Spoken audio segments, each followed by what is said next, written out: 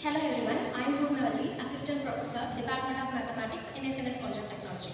So, previous video we have seen two properties from linear time invariant. So, this is our third property from that topic. So, here we are going to prove that property statement which is true. So, we have to show that if the input x of t is a y-descent stationary process, then the output y of t is a y-descent stationary process. So for that, we have to assume our if statement, which is the input x of t is y-descent stationary process.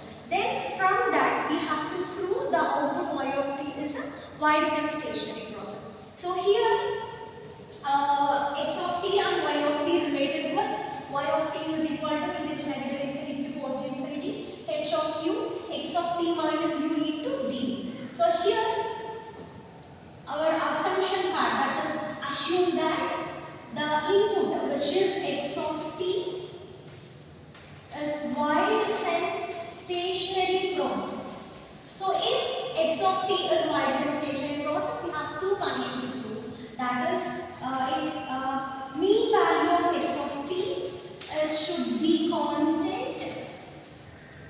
Our second condition will be our xx of t comma t plus tau, which is autocorrelation function of input, should be a function of tau. So here we assume that x of t is a y-descent stationary process. If x of t is a y-descent stationary process, it proves that this two condition. So with this condition, we are going to prove y of t is y-descent stationary process. Mean value of, so we know that y of t is written by integral negative infinity to positive infinity h of u x of t minus u into d. So here I am taking integral negative infinity to positive infinity h of u, then e of x of t minus u into du. I am taking this part and du outside of this term. So e of x of t minus u. So here I want to recall that e of x of t is constant. So here e of x of t minus u is also constant from that condition. So we can conclude that this whole equation will be a finite constant. So from this statement we can conclude that mean value of y of t is a constant. So our second condition is to prove that our y of t comma t plus tau is a function of tau. So for that, integral negative infinity to positive infinity, integral negative infinity to positive infinity, so that is double integral. So our y of which is autocorrelation of output of t comma t plus tau is equal to e of y of t plus tau. So which is equal to e of y of t value is integral negative infinity to positive infinity h of u x of t minus u into du.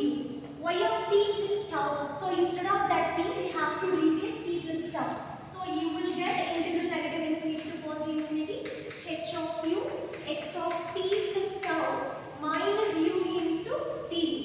So from this also I am going to take that integral h of, so here I am varying y of t and y of t plus tau, like here substituting h of u1, so x of t minus u1, so here also d1 h of u1,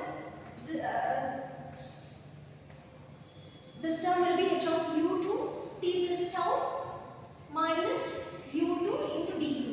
So here I am taking outside double integral negative infinity to positive infinity h of u1 h of u2 x of e of x of t minus u1 x of t plus tau minus u2 du1 into du. So here this part we can say that as a function of tau. So